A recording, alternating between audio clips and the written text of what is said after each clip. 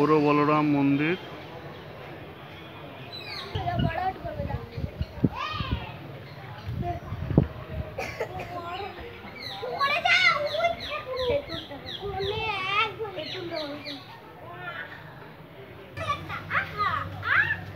মা সিধুবালা ঘোষ, জন্ম 1300 সাল, স্বামী অবিনাশ ঘোষ ইত্যাদি সরকার, দক্ষিণকুল এবং রানু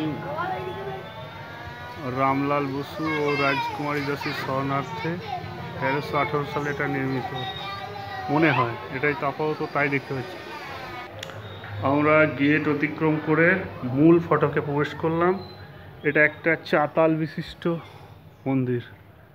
পাশে বিষ্ণুপুর ঘরানার যে মন্দিরগুলো সেরকমই দেখতে পাই। পাশে একটি তুলসী মঞ্চ আছে, আর পাশাপাশি দুটো মন্দির আমরা এখানে দেখতে পাচ্ছি। একটি বড় বলরাম মন্দির আর একটি পাশেরটা কি দেখি। তারপর মন্দিরের চারপাশে দেখুন চাতাল, বিরাট চাতাল। মন্দিরের ডাউন থেকে এই চাতালের উচ্চতা প্রায় একতাল গাছের ওপর।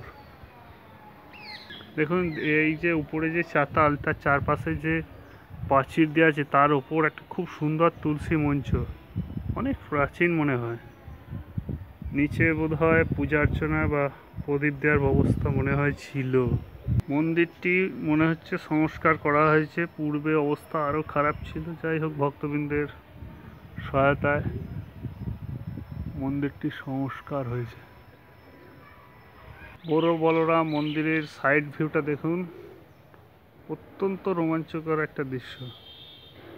মন্দিরের সামনে ভগবান শ্রীকৃষ্ণ বাঁশি বাজাচ্ছেন এবং ভোলা মহেশ্বর ষাঁড়ের ওপর অবতরণ করে আছে। এবার আমরা মূল মন্দিরে প্রবেশ করছি এবং বাবা বলরামের মূর্তি দর্শন করব। এটা পশ্চিমবঙ্গের বুকে একমাত্র ভগবান বলরামের মন্দির। এই মন্দির পশ্চিমবঙ্গে আর দুটি নেই। ইনি একজন কৃষি দেবতা। এনার হাতের সংখ্যাটা একটু লক্ষ্য করুন, 1 2 3 4 5 6 7। একদিকে 7টি হাত, অপর দিকে আবার 7টি হাত। এবং হাতে দেখুন বিভিন্ন যে কৃষি যন্ত্রপাতি সেগুলো রয়েছে।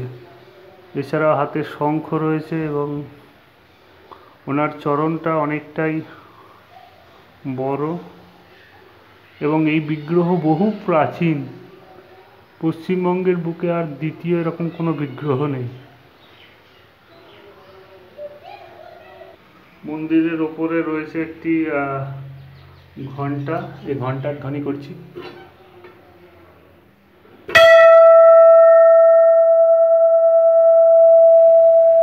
বলরাম মন্দিরের ঠিক মূল মন্দিরের একদম পাশেই রয়েছে আরেকটি মন্দির। কিসের মন্দির কিছু বুঝতে পারছি না, যাই হোক দেখার চেষ্টা করছি ভিতরে কি আছে।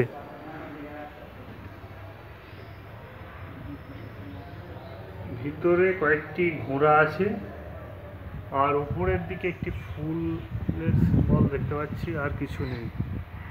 এই বলরাম মন্দিরে যদি আপনারা এখানে ভোগ গ্রহণ করতে চান তাহলে আগে ভাগে এখানে নাম লেখাতে হয়।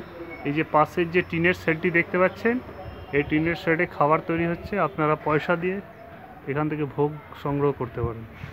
আর অসহায় ব্যক্তিদের ফ্রিতেই দেবতার ভোগ নিবেদন করা হয়। আচ্ছা, আপনাদের এখানে ভোগ কিরকম কি হয় একটু বলবেন?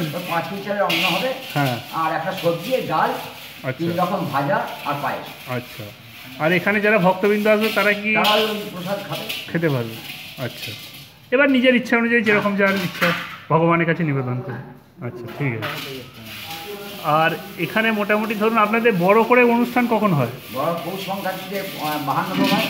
পৌষ সংক্রান্তিতে 52 ভোগ। আচ্ছা আচ্ছা। আর নৃসিংহ চতুর্দশীতে চক্ষুদান।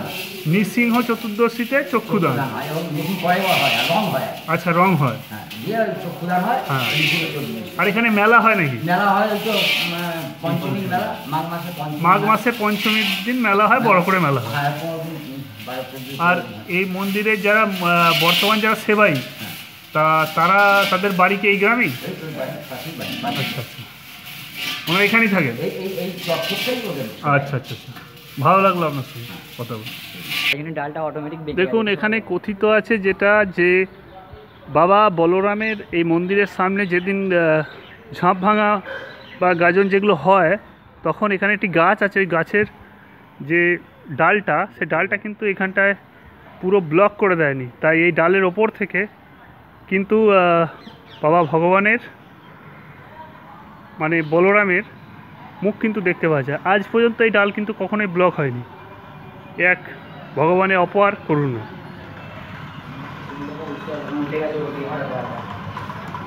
ডালটা দেখুন।